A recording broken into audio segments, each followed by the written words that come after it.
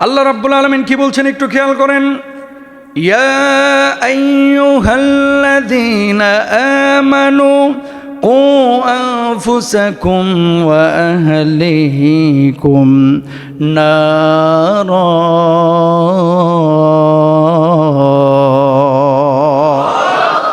রাব্বুল আলামিন বললেন, তোমরা নিজেরা জাহান্নামের আগুন থেকে বাঁচো, পরিবারের সদস্যদেরকে জাহান্নামের আগুন থেকে বাঁচাও। এই জাহান্নাম কোন জাহান্নাম?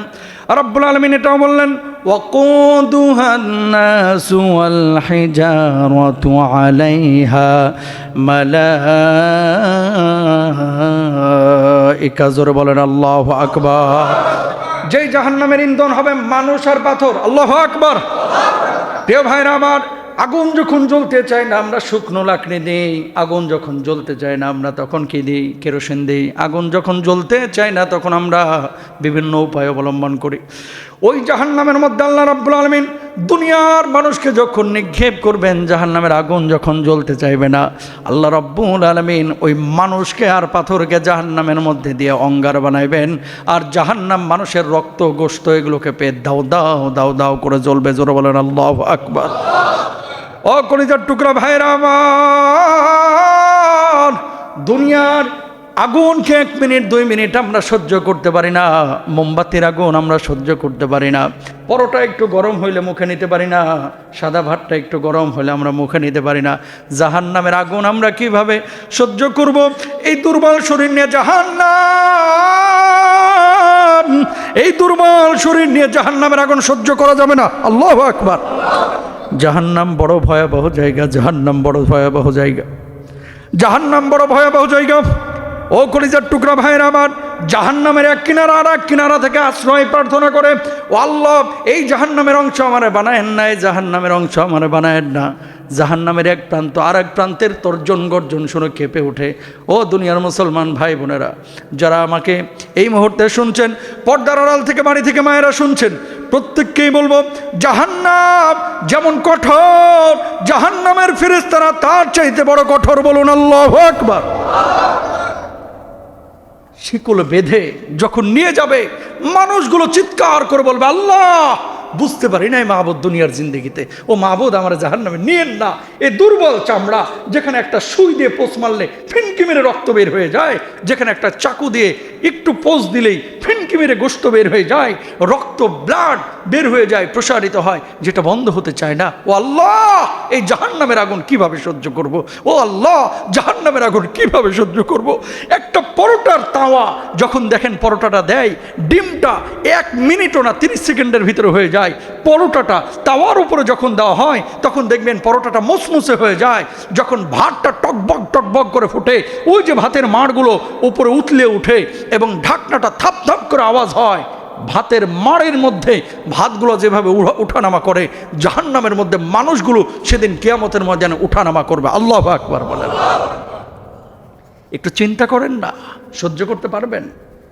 একটু কল্পনা করেন জাহান্নামের আগুন কিভাবে আমরা সহ্য করব? একটু কল্পনা করেন, একটু কল্পনা করেন।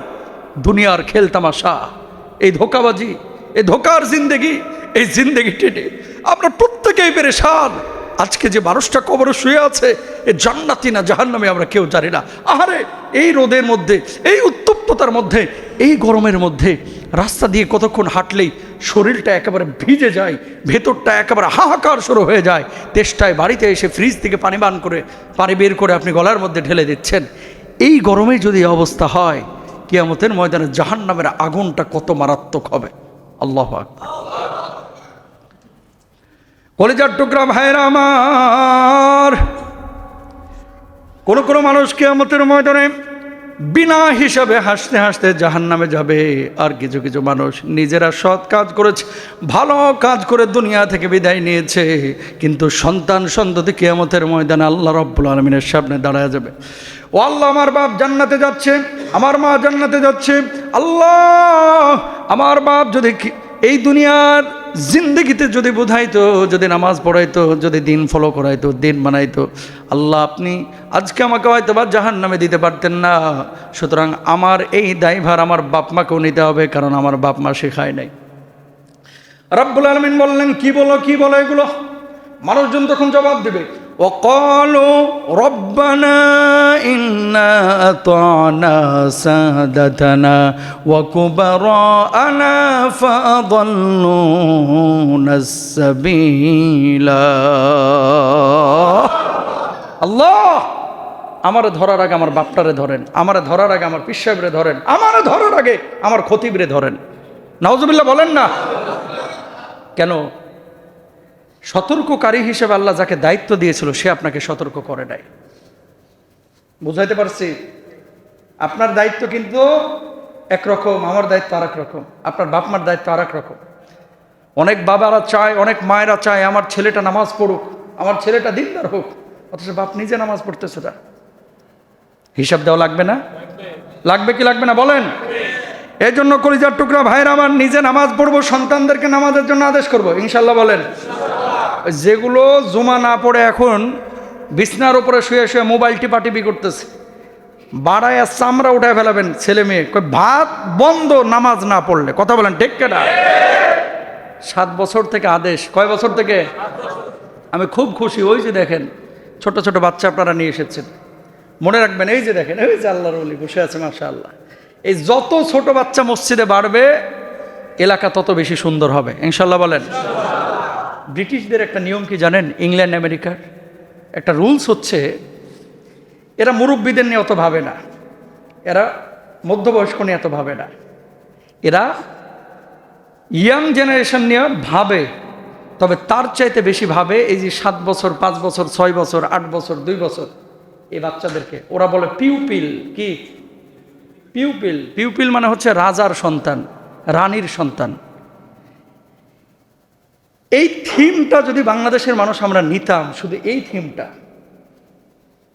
আমি দিনের কথা বলতেছি না, ইসলামের অনেক নীতি নৈতিকতা ওদের মধ্যে আছে কিন্তু ঈমান নাই।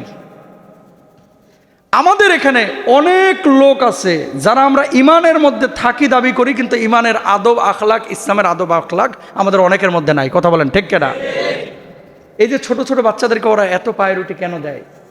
এদের চিকিৎসা ফ্রি, বাসে উঠলে এদের কোনো পয়সা নাই, স্টুডেন্টদের সমস্ত বাস ফ্রি।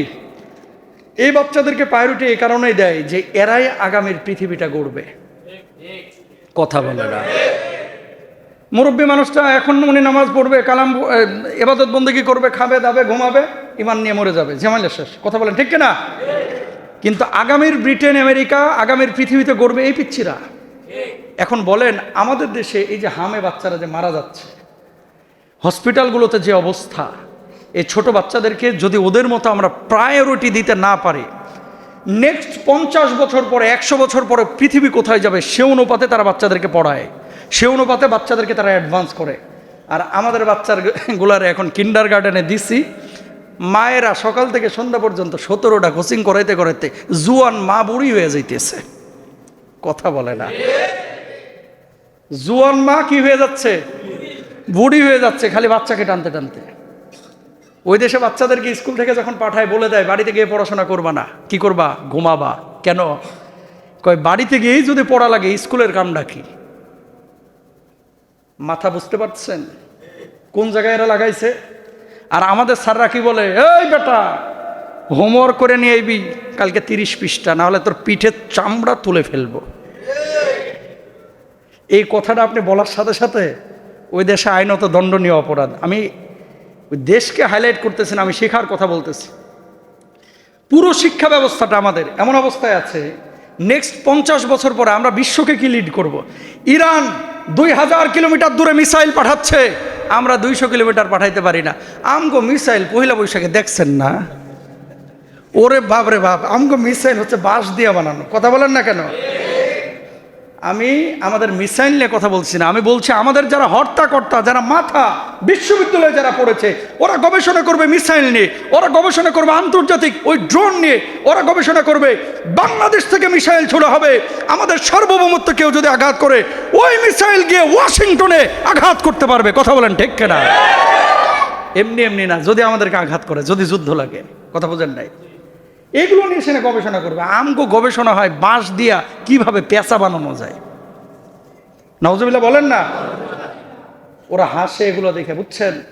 কালচার ভালো, কিন্তু সেই কালচারগুলো এমন হওয়া চাই যেগুলো সৃজনশীল। এই বাচ্চারাই আগামীর বাংলাদেশ, এই বাচ্চারাই আগামীর পৃথিবী, এই বাচ্চারাই কিন্তু আগামী বিশ্বের নেতৃত্ব নিবে।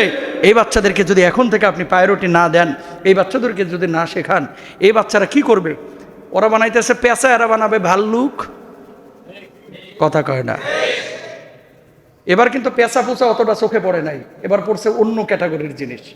আমি যে কথা বলতে যাচ্ছি, কাঁচাই না নোয়াইলে বাস, পাকলে করে ঠাস ঠাস। আমি আবারও বলি, আপনার মূল সম্পদ আপনার বাড়িটা না, আপনার মূল সম্পদ ফ্যান্টাসির সামনের ওই দোকানগুলো না, আপনার মূল সম্পদ হচ্ছে আপনার এই বাচ্চাটা। মূল সম্পদ কে? বাচ্চা। এরা মানে হুজুর ওই ছাড়ছে ওই দেশ কিন্তু বাচ্চার জন্য আর দিনের জন্য। যে দিনটা মুখ্য হয়ে গেছে, আমি হয়তো আমার বাচ্চাকে ঠিক রাখতে পারবো, কিন্তু তার বাচ্চাও ঠিক রাখতে পারবে কিনা এটা তো আল্লাহু আ'লাম। যারা রেখেছে তাদেরকে স্যালুট, কিন্তু যারা রাখতে পারে নাই, ব্যর্থতা আমাদের। আমি যে কথা বলতে যাচ্ছি, বাচ্চাগুলোকে প্রায়োরিটি দেন। 7 বছরে নামাজের আদেশ করেন, 8 বছরে নামাজে আরেকটু তাগাদা দেন, 9 বছরে আরেকটু জোরালো তাগাদা দেন। 10 বছরে মসজিদে যাবি না তো তোর ভাত বন্ধ, তোর কাপড় বন্ধ, তোর ঘোরা বন্ধ। কথা বলেন ঠিক করে। তাহলে কি হবে? ছেলেটা ছোটবেলায় নামাজটা শিখতেছে। ও কলিজার টুকরা ভাইয়েরা আমার, এই জন্য খেয়াল করেন, আল্লাহ রাব্বুল আলামিন বললেন, ওয়া আহলিকুম নারা, জাহান্নামের আগুন থেকে তোমার পরিবার সদস্যদেরকে বাঁচাও। নবীজি সাল্লাল্লাহু আলাইহি ওয়াসাল্লাম, বুখারী মুসলিমের হাদিস, কুল্লুকুম রাইন ওয়া কুল্লুকুম মাসউলুন আন রাইয়াতিহি, তোমাদের মধ্যে প্রত্যেকে দায়িত্বশীল, আর প্রত্যেকেই কিয়ামতের ময়দানে আল্লাহ রাব্বুল আলামিনের সাথে জিজ্ঞাসিত হবে, সামনে জিজ্ঞাসিত হবে। জোরে বলেন সুবহানাল্লাহ। তাহলে পরিবারের সদস্য কে আছে? আপনার বাবা, আপনার মা, আপনার ছেলে মেয়ে, আপনার স্ত্রী পরিজন। নিজে খালি নামাজ পড়লে হবে না, হাজি হইলে হবে না, নিজের পরিবারের সদস্যদেরকে। আপনার হজ করা মানে ওমরা করা বারবারের চাইতে জরুরি ছেলেটাকে নামাজি বানানো। আপনি নিজে যে বারবার উমরায় যাচ্ছেন আর ছেলে নামাজ পড়ে না, গাঞ্জট্টি হয়ে গেছে। আপনি চেষ্টা করবেন এই ছেলেকে, চেষ্টার পরে 18 বছর হইল না, বিপদগামী হয়ে গেছে, আপনি দায়ী থাকবেন না। মনে রাখবেন, আপনি হাফেজ বানানোর জন্য চেষ্টা করেছেন, হয় নাই, কিয়ামতের ময়দানে আল্লাহ আপনাকে হাফেজের বাবা হিসেবে মর্যাদা দিবেন। সুবহানাল্লাহ বলেন। কেন বলেন তো? সৎ কাজের নিয়ত করলে, আপনি যে চেষ্টা করেছেন এটার প্রতিদান দিবেন কে? এখন আপনি চেয়েছেন ছেলেকে ভালো করতে, কিন্তু হয় নাই কোনো কারণে, সওয়াব আল্লাহ আপনাকে দেবেন, কিন্তু আল্লাহ আপনার হৃদয়ের অবস্থাটা দেখবেন যে আপনি আসলে চেষ্টা করেছেন কিনা। এবার আসেন